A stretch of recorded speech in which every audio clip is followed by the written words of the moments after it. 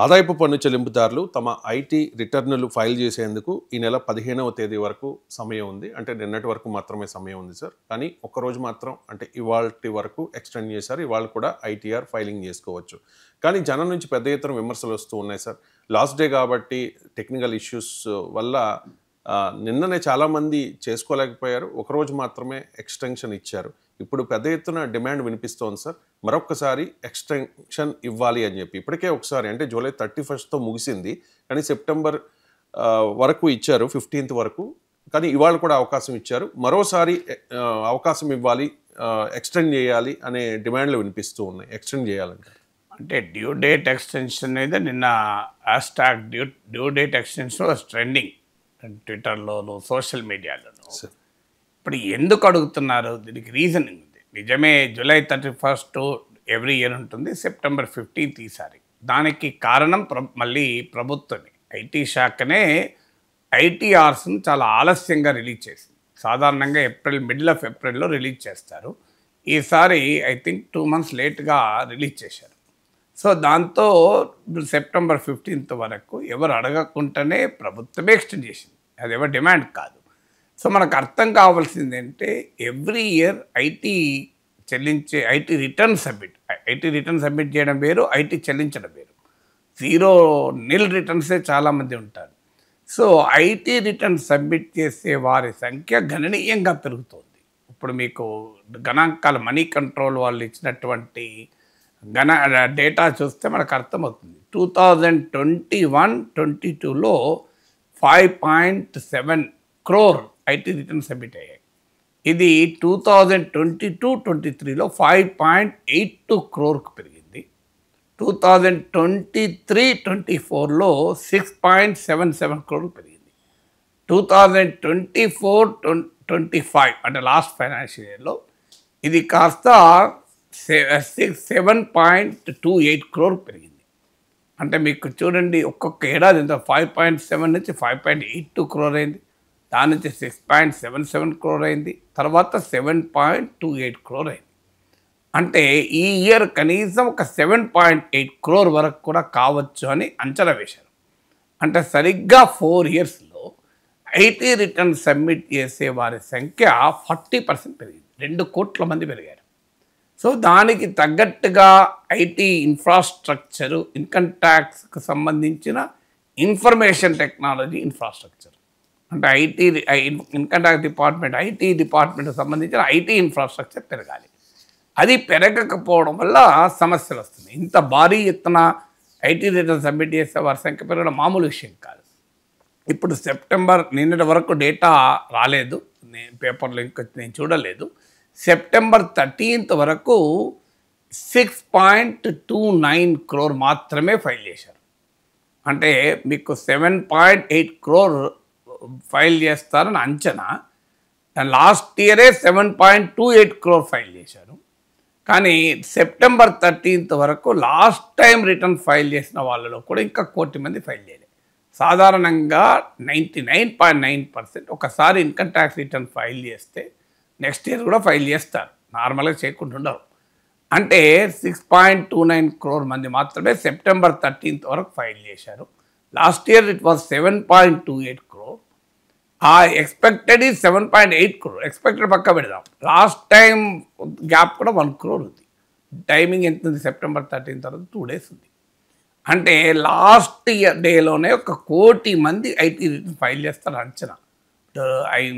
Income tax IT portal ప్రకారం, data ప్రకారం last year last day of filing రోజు 70 lakh file చేశారు. Last year last day of filing రోజు 70 lakh file చేశారు. నిన్న బహుశా 1 కోటి మంది ఫైల్ చేస్తారని సిద్ధపడ్డారు. More than 1 crore. ఎందుకంటే 13th వరకే 1 crore డెఫిసిట్ ఉంది. ఇంకా 2 days ఉంది కదా. అంటే 1 crore పీపుల్ ఒక్కసారి ఐటీ పోర్టల్ మీద పడితే సర్వర్లు డౌన్ కావా? నిన్న జరిగింది అదే. నిన్న గంటల తరబడి వెయిటింగ్. అసలు సర్వర్ లోడ్ కాదు, పేజ్ లోడ్ కాదు, డేటా లోడ్ కాదు. పేమెంట్ కొరకు గంటల తరబడి వెయిట్ చేయాల్సి వస్తుంది, గంటల తరబడి. సో ఈవెన్ నైట్ 11-11:30 వరకు కూడా కూర్చొని పేమెంట్లు చేశారు. సో చార్టెడ్ అకౌంటెంట్ల ఆఫీసులల్లో middle class, salary middle class వాళ్ళే చేసుకుంటారు. సో కంప్యూటర్ ముందు నిలబడి కంటిన్యూస్గా రిఫ్రెష్ చేయంగా ఎప్పుడో ఒకసారి అవకాశం వచ్చింది. సో ఈ పరిస్థితి ఉంది కనుక డ్యూ డేట్ ఎక్స్టెండ్ చేయండి అని అడుగుతున్నారు. డ్యూ డేట్ ఎక్స్టెండ్ చేయడం మాకు బద్ధకం, మేము చేసుకోలేమని కాదు. అందులో డ్యూ డేట్ ఎక్స్టెన్షన్ వల్ల ప్రభుత్వానికి అదనం ఖర్చేం ఉండదు. ప్రభుత్వానికి అదనంగా 5 పైసలు ఖర్చు ఉండదు. పైగా more people will comply with IT. ఇప్పుడు ఎందుకు ఇలా భారీగా ఐటీ రిటర్న్ సబ్మిట్ చేసేవారు పెరుగుతున్నారు? దీనికి మొదటి కారణం ఏంటంటే economic growth. Salaried middle class expand అవుతుంది ఇండియాలో. ఇప్పుడు అమెరికా రాయబారి సర్గీ గౌర్, ఇండియా రాయబారి, సెనేట్కి ఇచ్చినటువంటి కన్ఫర్మేషన్ హియరింగ్ అప్పుడు కూడా చెప్పాడు, ఇండియన్ మిడిల్ క్లాస్ ఇది ఎకనామిక్ ఆపర్చునిటీ. వాళ్ళ అవసరాలకు వాళ్ళు చెప్పచ్చు, కానీ అంచనాల ప్రకారం ఏంటంటే ఇండియాలో 31% ఇది మిడిల్ క్లాస్. సో వీళ్ళందరూ ఇందులో ఎక్కువ మంది సొంతగా ఐటీ రిటర్న్ సబ్మిట్ చేసుకుంటారు. మీకు రిచ్ కార్పొరేట్ కంపెనీస్, కాస్త హయ్యర్ ఇన్కమ్ ట్యాక్స్ కట్టేవాళ్ళు చార్టెడ్ అకౌంటెంట్ సేవల్ని వినియోగించుకుంటారు. కానీ చాలామంది సాలరీడ్ మిడిల్ క్లాస్కు వేరే ఆదాయాలు ఉండవు కనుక వాళ్ళ కంపెనీ ఇచ్చినటువంటి, వాళ్ళ ఎంప్లాయర్ ఇచ్చిన ఫామ్ 16 తీసుకుని వాళ్ళే ఫైల్ చేసుకుంటారు. సో ఈ కాంప్లయన్స్ అనేది రోజు రోజుకు సరళమవుతున్న కారణాన కాంప్లయన్స్ కాన్షియస్నెస్ అంటే ఐటీ సబ్మిట్ చేయాలనే ఆలోచన కూడా పెరుగుతున్నది ఒకవైపు. రెండో వైపు ఎకనామిక్ గ్రోత్ వల్ల మిడిల్ క్లాస్ ఎక్స్పాండ్ అవుతుంది ఇండియాలో. ఈ 2 కారణాల వల్ల పెద్ద ఎత్తున ఇన్కమ్ ట్యాక్స్ కట్టేవారి సంఖ్య పెరుగుతుంది. ఇప్పుడు డిమానిటైజేషన్ బ్లాక్ మనీని పట్టుకోలేకపోయింది, కానీ ఐటీ రిటర్న్ సబ్మిట్ చేసే వారి సంఖ్యను పెంచింది. రిటర్న్ సబ్మిట్ చేయడం అంటే ఐటీ ఆదాయం రావడానికి కాదు, ఐటీ ఆదాయం కూడా పెరిగింది. ఇవాళ కార్పొరేట్ ఇన్కమ్ ట్యాక్స్ కన్నా కూడా పర్సనల్ ఇన్కమ్ ట్యాక్స్ ద్వారా ప్రభుత్వానికి ఎక్కువ నిధులు వస్తున్నాయి. First time in the history corporate income tax అంటే కంపెనీలు కట్టే ఇన్కమ్ ట్యాక్స్ కన్నా ఇండివిజువల్స్ కట్టే ఇన్కమ్ ట్యాక్స్ ద్వారా ఎక్కువ కలెక్షన్ వస్తుంది. కారణం ఏంటి అంటే ఈ డిమానిటైజేషన్ తర్వాత యాక్చువల్గా బ్లాక్ మనీ ఉన్న పెద్దవాళ్ళేమో, ఘరానా పెద్దవాళ్ళేమో వాళ్ళు ఏం భయపడతలేరు. వాళ్ళు ఇప్పటికీ నీకు పెద్ద ఎత్తున క్యాష్లో ట్రాన్సాక్షన్లు చేస్తున్నారు. అది నీకు ల్యాండ్ అపార్ట్మెంట్ కొనాలన్నా తెలుస్తుంది, క్యాష్ ఎంత వాడు ఇవ్వచ్చు. ఒక బంగారం షాప్ పోతే అర్థమవుతుంది. ఎక్కడికో డిమానిటైజేషన్ ఒక ఫియాస్కో, ఒక ఫెయిల్యూర్ అనడానికి ఏం అవసరం లేదు. నువ్వు బంగారం షాప్కి వెళ్ళు, 5 లక్షలు 4 లక్షలు క్యాష్ పట్టుకపో, గోల్డ్ కొనుక్కోరాదు, ఇవాళ కూడా కొనుక్కోవచ్చు. ఎక్కడ పోయింది పోలే, ఏమి బ్లాక్ పని లేదు. నువ్వు ఒక ల్యాండ్ లేకుండా బిల్డింగ్ కొనాలనుకో, నువ్వు క్యాష్ ఎందుకు చెల్లదో చూడండి, బ్రహ్మాండంగా క్యాష్ ట్రాన్సాక్షన్ వస్తాయి. బ్లాక్ ఎంత, వైట్ ఎంత అని చర్చ పెడతారు. అందువల్ల బ్లాక్ మనీ పోలేదు మీకు. కానీ ఐటీ రిటర్న్ సబ్మిట్ చేసే వారి సంఖ్య పెరిగింది. అంటే ఏమైంది, లా అబైడింగ్ సిటిజన్ ఉంటాడు, చట్టం ప్రకారమే నడుచుకోవాలి. మీలాంటి వాళ్ళు, నాలాంటి వాళ్ళు ఉంటారు. ఎందుకంటే మనకేం అక్రమ ఆదాయాలు ఉండవు, దాచుకోవాల్సిన ఆదాయం ఏమీ ఉండదు. సో దాచుకునే అవకాశం కూడా ఏమి ఉండదు మనకు. అందువల్ల మనం ఓపెన్గానే మన ఆదాయం, వచ్చిన ఆదాయం అంతా డిక్లేర్ చేస్తాం, ఐటీ రిటర్న్స్ సబ్మిట్ చేసేసుకుంటాం. సో వీరి వల్ల ఐటీ రిటర్న్స్ పెరిగినాయి. ఐటీ రిటర్న్స్ పెరగటానికి కారణం అది. సో ఐటీ రిటర్న్స్ ఇంత సంఖ్యలో పెరుగుతుంటే దానికి తగ్గట్టుగా income tax department IT infrastructure cope up కావాలి. అక్కడ టెక్నికల్ గ్లిచర్స్ వస్తున్నాయి. వాస్తవంగా ఇన్కమ్ ట్యాక్స్ డిపార్ట్మెంట్ చాలా మారింది. ఒకప్పుడు ఐటీ వాళ్ళంటే భయపడేవాళ్ళు, ఇప్పుడు ఐటీ వాళ్ళంటే భయపడతలేరు. ఎందుకంటే ప్రభుత్వం చాలా సంస్కరణలు తీసుకొచ్చింది. ఫేస్లెస్ ఇంటరాక్షన్ అని చెప్పి, అంటే ఒక ఉద్యోగి ముందు నువ్వు కూర్చొని మాట్లాడుకోవాల్సిన అవసరం లేదు. సో నీకు ఆన్లైన్లోనే ఉంటుంది. సో పర్సనల్ టచ్చే ఉండదు. దానివల్ల ఏ రకమైన బేరసారాలకు అవకాశం లేదు. తర్వాత సరల్ ఫామ్స్ అని చాలా సిస్టమ్ను కూడా చాలా సింప్లిఫై చేశారు. ఇప్పుడు మీకు ఓల్డ్ ట్యాక్స్ రెజీమ్లో ఎగ్జంప్షన్స్ ఉంటాయి. దాని ఉద్దేశము, దాని లక్ష్యము వేరు. ఎందుకంటే హౌసింగ్ ఇలాంటివి ఎంకరేజ్ చేయాలి, హెల్త్ ఇన్సూరెన్స్. బట్ ఇప్పుడు న్యూ ట్యాక్స్ రెజీమ్లో అయితే ఏమీ లేదు, చాలా సింపుల్గా కొట్టేసుకోవచ్చు. సో అందువల్ల మీకు ఇన్కమ్ ట్యాక్స్ ఫైలింగ్ చాలా ఈజీ అయింది. అయితే ఈసారి కొంత క్యాపిటల్ గెయిన్స్ను కంప్లై చేస్తానికి కొంత వివరాలు ఎక్కువ అడుగుతున్నారు అని చెప్పారు. దానివల్ల కూడా లేట్ అవుతుందని చాలామంది సీఎల్ చెప్తున్నది. బట్ ఏదైనా ఓవరాల్గా ఇన్కమ్ ట్యాక్స్ డిపార్ట్మెంట్ సింప్లిఫై అయింది. చాలా ఒకప్పుడు ఇంటిమిడేటింగ్ ఉండే, ఇప్పుడు ఇంటిమిడేటింగ్గా లేదు, చాలా ఫెసిలిటేటింగ్గా. అంటే ట్యాక్స్ రిఫార్మ్స్లో ఇంపార్టెంట్ రూల్ ఏంటంటే make it friendly, tax payee friendly, పన్ను కట్టే వారి పట్ల ఒక స్నేహపూర్వక వైఖరి ఉండాలి అని. సో అందువల్ల చాలా మారుద్ది, ఒకప్పట్లా లేదు. బట్ స్టిల్ ఐటీ ఇన్ఫ్రాస్ట్రక్చర్ అనేది చాలా ఇబ్బందులు పెడుతుంది. అంటే పెరుగుతున్న ట్రాఫిక్ ఎక్కువ ఉంది, ఇన్ఫ్రాస్ట్రక్చర్ కెపాసిటీ తట్టుకోలేకపోతుంది. మీకు ఎప్పుడు సర్వర్లు డౌన్ అవుతాయి, ఎప్పుడు నీకు పేజ్ లోడ్ కాదు.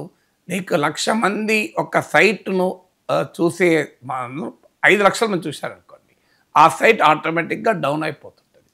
సో అందువల్ల మీకు ఈ 1 వీక్ నుంచి ఇప్పుడు కాదు, లాస్ట్ 1 వీక్ నుంచి ఈ ప్రాబ్లమ్స్ ఎదుర్కొంటున్నారు. సో మామూలు కాదు, లాస్ట్ 1 వీక్ నుంచి ఎదుర్కొంటున్నారు. సో ఇన్ని ఇబ్బందులు పడ్డారు కనుక ఎక్స్టెండ్ చేస్తే తప్పేంటి అని. కానీ ప్రభుత్వాలు ఎలా ఆలోచిస్తున్నాయంటే, ఇలా ఎక్స్టెండ్ చేస్తే ఏమవుతుంది, ఈ లాస్ట్ మినిట్ ఫైలింగ్ ట్రెండ్ పెరుగుతుంది. ఎందుకంటే ఎలాగో ఎక్స్టెండ్ చేస్తారు కదా అని. ఈసారి కూడా ఏమైంది, జూలై 31 సెప్టెంబర్ 15 ఎక్స్టెండ్ చేశారు కనుక మళ్ళీ కూడా ఎక్స్టెండ్ చేస్తారనే మూడ్లోనే చాలామంది కట్టలేదు. ఎందుకంటే చాలామందికి ప్లానింగ్ ఫెలాసీ అనే ఒక సైకాలజీ ప్రాబ్లం ఉంటుంది. ప్లానింగ్ ఫెలాసీ అంటే ఏంటంటే, ఒక పని చేసేందుకు ఎంత ఎఫర్ట్ అవసరమో అంచనా ఉండదు. సో ఆ పని ఇప్పుడు ఐటీ కట్టే వాళ్ళు ఏమున్నది లాస్ట్ మినిట్ 10 నిమిషాల పని 10 గంటలు పడుతుందన్న పనేమో తొందరగా చేస్తారు. 10 నిమిషాల పని అనుకున్నదో అసలు చేస్తారు. ఏముంది 10 నిమిషాల పనే కదా అని అనుకుంటారు. టైంకి వచ్చే వరకు ఏమవుతుంది, ఆ 10 నిమిషాల పని కాస్త అప్పుడు పని మొదలు పెట్టాక అర్థమవుతుంది ఒక 2 గంటలు పడుతుంది, 3 గంటలు పడుతుంది. ఎందుకంటే ఏముంది, నా ఇన్కమ్ ఓపెనే కదా, ఇన్కమ్ అది ఐటీ పోర్టల్ కూడా ఎట్లుంటుందంటే, నువ్వు ఫిగర్స్ కొడితే సరిపోతుంది, క్యాలిక్యులేషన్లు అదే చేసి పెడుతుంది, నువ్వు అదే నిన్ను తీసుకెళ్తుంది, నువ్వు చేసేది ఏమీ లేదు. కానీ మొదలు పెట్టాక అర్థమవుతుంది నీకు, ఇంకో పలానా ఏదో క్యాపిటల్ గెయిన్స్లో పలానా వివరణ కావాలి, పలానా రెంటల్ హౌస్ రెంట్ ఎలా చూపెట్టాలి, లేదా ఒక హౌస్ లోన్ ఎగ్జంప్షన్ ఎలా తీసుకోవాలి. ఎందుకంటే ఇన్కమ్ ట్యాక్స్ చట్టమో ఒక పెద్ద మడత పేచి, దాంట్లో అనేక సవరణల మీద సవరణలు, దాని మీద ట్రిబ్యునల్ తీర్పులు, ట్రిబ్యునల్ మీద హైకోర్టు తీర్పులు ఇన్ని ఉంటాయి. సో ఇవన్నీ ఎవరో చెప్తారు, అరే ఇట్లా కాదురా భయ్ అట్లా అని అంటే మళ్ళీ దాన్ని మొదలు పెడతారు. సో ఇదంతా చివరి నిమిషాల్లో అర్థమవుతుంది, చాలా టైం కన్జ్యూమింగ్ అని. అప్పటిదాకా ఏముంది, అయిపోయింది, చిన్న విషయమే కదా, నాది ఏముంది, స్ట్రేట్ ఫార్వర్డ్ కదా అనుకుంటారు. దీన్నే సైకాలజిస్ట్లో ప్లానింగ్ ఫెలాసీ అంటారు. సో ఈ ప్లానింగ్ ఫెలాసీ కావచ్చు, సహజంగా హ్యూమన్ టెండెన్సీ ఉంటుందంటే మీద పడేదాకా పనిచేయరు, చివరి వరకు కూడా పనిచేయరు. సో అశ్రద్ధ చేస్తూ ఉంటారు. ఎప్పుడు బీపీ షుగర్లు వచ్చాక వాకింగ్ చేస్తారు చూడండి, గుండె ప్రాబ్లం వచ్చాక వాకింగ్ మొదలు పెడతారు. అదే 20 ఏళ్ళలో వాకింగ్ మొదలు పెట్టామనుకోండి, వాకింగే కాదు యోగా మొదలు పెట్టామనుకో 15 ఏళ్ళల్లో నువ్వు ఎంత ఆరోగ్యంగా ఉంటావు. కానీ 15 ఏళ్ళలో వాకింగ్ మొదలు పెట్టరు. వాకింగ్ చేస్తున్నారు ఎందుకు అని అడిగామనుకున్నా, ఏం చేస్తావు, ఈ మధ్య బీపీ వచ్చింది, షుగర్ వచ్చింది, ఈ మధ్య హార్ట్ ప్రాబ్లం వచ్చింది, అందుకే వాకింగ్ చేస్తున్నా. వాకింగ్ చేయడం అనేది జీవన శైలిలో భాగం అనుకోరు. ఒక అనారోగ్య సమస్య వచ్చాక డాక్టర్ చెప్పినాక వాకింగ్ మొదలు పెడతాం మనం. సో ఇదొక హ్యూమన్ టెండెన్సీ. అంటే సమస్య మీదికి వచ్చేంత వరకు అశ్రద్ధ చేస్తారు. అది ఒక్కరికన్నా అందరికీ ఉంటుంది. దానివల్ల కూడా ఇది ఆలస్యం కావచ్చు. అంటే ప్లానింగ్ ఫెలాసీ వల్ల లాస్ట్ మినిట్ రష్ ఉండొచ్చు, ఎలాగూ మళ్ళీ వాయిదా డేట్ ఎక్స్టెండ్ చేస్తారన్న నమ్మకం కావచ్చు. అందువల్ల ప్రభుత్వం ఏంటంటే ఈ డేట్ ఎక్స్టెండ్ చేసుకుంటూ పోతే లాస్ట్ డేట్కు శాంక్టిటీ ఉండదు. ఇక ప్రజలు నమ్మరు, ఏముంది అది పులిలాగా ఉంటుంది, అట్లనే అంటారు, మళ్ళీ పెంచుతారు కదా అని. దానివల్ల నీకు ఒక ఐటీ ప్లానింగ్ ఉండదు. ప్రభుత్వానికి కూడా ఆదాయాన్ని ఖర్చుగా ప్లాన్ చేసుకోవడము, బడ్జెట్ ఎస్టిమేట్స్ రావడము, ఇది long thing for the government. అందువల్ల గవర్నమెంట్ ఆర్గ్యుమెంట్లో న్యాయం ఉంది. ఏది, మేము డేట్ ఎక్స్టెండ్ చేయము, అదే డేట్ ఉంటాము అని అనడంలో తప్పేమీ లేదు. For the better tax complaints కొరకు, బెటర్ ట్యాక్స్ అడ్మినిస్ట్రేషన్ కొరకు ప్రభుత్వం అంటుంది.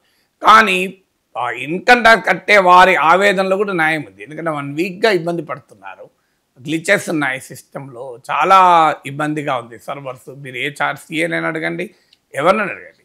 అందువల్ల ఈ రెండు వాస్తవమే. గవర్నమెంట్ ఆర్గ్యుమెంట్లో లెజిటిమసీ ఉంది, ఐటీ ఇన్కమ్ ట్యాక్స్ కట్టే వారి ఆవేదనలో న్యాయం ఉంది. అందుకే బ్యాలెన్స్ చేస్తూ ఒక వారం రోజులు 10 రోజులు ఎక్స్టెండ్ చేసి ఎనీహౌ 5,000 రూపీస్ ఫైన్తో మళ్ళీ కట్టుకోవచ్చు, లేట్ ఫీజుతో కట్టచ్చు.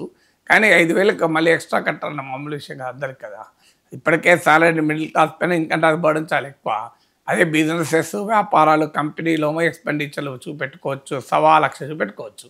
కానీ ఇక్కడ వీళ్ళకి ఏది చూపెట్టుకునే అవకాశం ఉండదు. సాలరీ మిడిల్ క్లాస్కు మొత్తం సాలరీ ఇన్కమ్ ట్యాక్స్. ఇప్పుడు నేను 30% ఇన్కమ్ ట్యాక్స్ కడతాను, నాకు పెన్షనర్ అయి కూడా, కానీ మీకు Mukesh Ambani effective tax rate ఎంత ఉంటుంది? చాలా తక్కువ ఉంటుంది. సో ఎందుకంటే వాళ్ళకు మీకు వాళ్ళ రకరకాల ఒక బిజినెస్ ఉందనుకోండి, నీకు ప్రాఫిట్ చాలా 90% ఏవో నువ్వు ఎక్స్పెండిచర్ చూపెట్టుకున్నా ఎవరు అభ్యంతరం చెప్పేది లేదు. మీకు ప్రిజంప్టివ్ ఇన్కమ్ క్లాస్ కింద అయితే మినిమము టర్న్ ఓవర్ ఉంటే అసలు నీకు 6 to 8% ప్రాఫిట్ బుక్ చేస్తే అసలు ఏ రికార్డులు కూడా పెట్టుకోవాల్సిన అవసరం లేదు స్మాల్ బిజినెసెస్కి అయితే. పెద్ద బిజినెసెస్ కూడా వాళ్ళు ఎంతైనా ఎక్స్పెండిచర్ బుక్ చేస్తే అభ్యంతరం లేదు. ఇప్పుడు ఒక సాలరీడ్ మిడిల్ క్లాస్ పర్సన్ ఆఫీస్కి వెళ్ళటానికి స్కూటర్ వాడతాడు. స్కూటర్లో ఉండే పెట్రోల్, స్కూటర్ మెయింటెనెన్స్, స్కూటర్ కొనడం, ఇవన్నీ కూడా ఆ ఎక్స్పెండిచర్ బుక్ చేయరాదు. ఎందుకంటే మరి ఆఫీస్కి వెళ్ళాలంటే స్కూటర్ అవసరమే, డీజిల్ పెట్రోల్ అవసరమే కదా. ఆ స్కూటర్లో పెట్రోల్ పోయకుండా పోలేడు కదా. కానీ అదే మీకు ఒక బిజినెస్ మ్యాను తన కంపెనీ ఆఫీస్కి పోయటానికి వాడే కారులో వాడే పెట్రోలు, డీజిల్ అన్నిటిపైన ఎక్స్పెండిచర్ బుక్ చేయొచ్చు. అంటే బిజినెస్ మ్యాన్కు ఆ ఫ్లెక్సిబిలిటీ ఉంది. ఎందుకంటే ఈ వ్యాపారం చేయడానికి ఆ ఖర్చు పెడుతున్నాడు. మరి వీడు ఉద్యోగం చేయడానికి కూడా ఖర్చు పెడుతున్నాడు కదా. బండి లేకుండా ఉద్యోగం చేయలేడు కదా. మరి ఎందుకు లేదు.